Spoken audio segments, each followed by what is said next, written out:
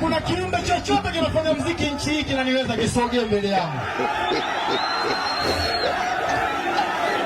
Kama kuna kiumbe chochote, niambie kitu. Kigoma wewe. Hapa katikati ilikuwa niko na harakati nyingi za kimataifa. Huku nyuma kwa kuna dharau nyingi za kijinga jinga. Nikasema wana adabu hao. Nikawatia misumari. Misumari inaitwa shikeni adabu. Niweka misumari, nikaka namba 1 2 anakuja kenge yote wasogea hapa.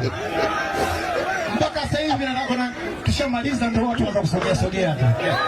Lakini ile ilitoa kwa kuwashikisha adabu, kama shikeni adabu na mtoto huyu wa Kigoma, shika adabu. Right now watatoa ngoma zingine na zingine na zingine na zingine na zingine na zingine na zingine na zingine na zingine na zingine, watatoa zingine, watatoa nyingine.